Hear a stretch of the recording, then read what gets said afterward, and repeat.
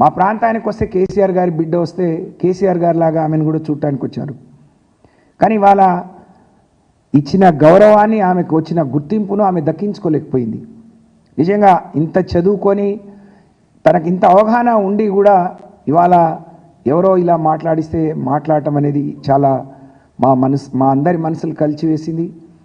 అందరు కార్యకర్తల మనోభావాలు దెబ్బతిన్నాయి. అందుకనే ఇలాంటి నిర్ణయం తీసుకున్నారు. మరి దీన్ని ఇవాళ మహిళలు చాలామంది మహిళలు ఇంకా మేము చాలా రోజులుగా రాజకీయాల్లో ఉన్నాం కాబట్టి కార్యకర్తలు నాయకులు మాట్లాడతారు. అందులో మహిళలు రాజకీయాల్లో ఉన్నా లేకున్నా వాళ్ళ కుటుంబాలతో ఉన్న అనుబంధం ఏ పార్టీలో ఉన్నాయి వాళ్ళు చాలామంది ఒక మంచి నిర్ణయం తీసుకున్నారు, ఒక మంచి ఆలోచన చేసిందని చెప్పి హర్షిస్తూ ఉన్నారు.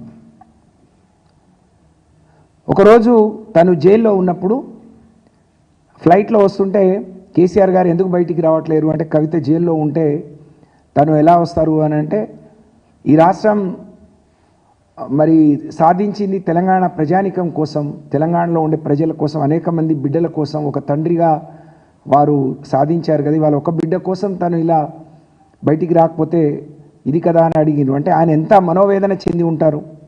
తనే అన్నది, నా కోసం బీజేపీలో కలిపేస్తామంటే నేను వద్దన్నాను అని. అంటే ఒక బిడ్డ అంటే తన మీద ఎంత ప్రేమ చూపించి ఉంటారు.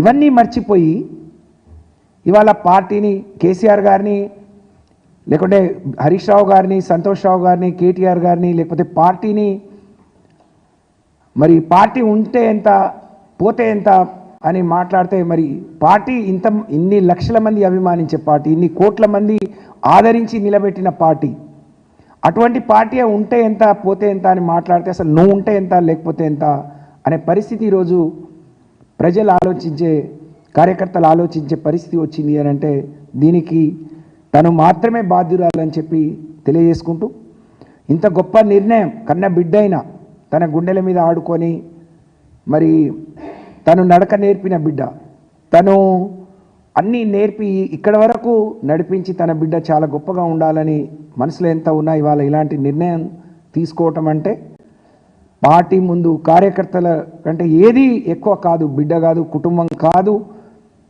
నా పేగు బంధం కంటే నా పార్టీ బంధం, నా పార్టీతో నాతో కలిసి అడుగులేసిన కార్యకర్తలే ముఖ్యం, ప్రజలే ముఖ్యమనే కేసీఆర్ గారు ఏదైతే ఈ నిర్ణయం తీసుకున్నారో దాన్ని మేము మనస్ఫూర్తిగా స్వాగతిస్తూ మరి వారిని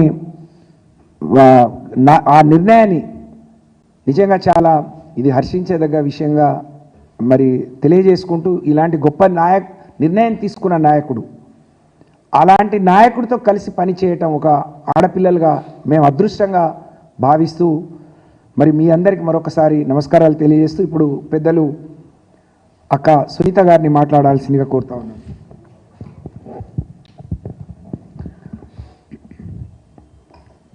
మీడియా మిత్రులకు, నాతో పాటు ఈ ప్రెస్ మీట్లో పాల్గొన్న మా మహిళా నాయకురాలకు అందరికీ పేరు పేరున నమస్కారం తెలియజేస్తూ, పార్టీ అధినేత గౌరవనీయులు కేసీఆర్ గారు తీసుకున్న నిర్ణయాన్ని స్వాగతిస్తూనే చాలా విషయాలు మనం గుర్తు చేసుకోవాల్సిన అవసరం ఉంది.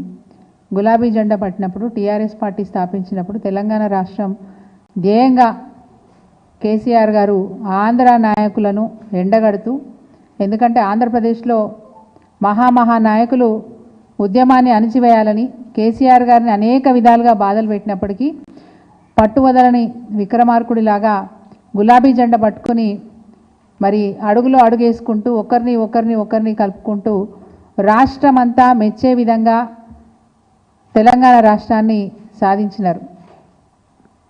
అందరూ కలిసి వచ్చారు. కేసీఆర్ గారంటే ఒక నమ్మకం.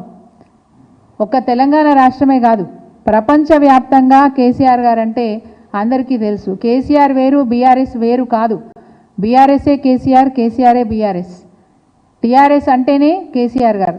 టీఆర్ఎస్ పార్టీ స్థాపించినప్పుడు తెలంగాణ రాష్ట్ర సాధన అనే ఉద్దేశంతో స్థాపించినప్పటికీ అనేక ఇబ్బందులు, అనేక ఆటంకాలు కల్పిస్తుంటే తప్పని పరిస్థితిలో తన ప్రాణాన్ని పణంగా పెట్టైనా మరి తెలంగాణ రాష్ట్రాన్ని సాధించాలని చెప్పి నిర్ణయం తీసుకొని తన ప్రాణాన్ని పణంగా పెట్టి తెలంగాణ రాష్ట్రాన్ని సాధించిన నాయకుడు కేసీఆర్ గారు. ప్రపంచమంతా కేసీఆర్ అంటే ఎంత గౌరవం ఉందో ఈరోజు వారి పిల్లల్ని కూడా అంతే గౌరవిస్తారు. కానీ ఇలాంటి సందర్భంలో ముఖ్యంగా తెలంగాణ రాష్ట్రం సాధించిన తర్వాత కూడా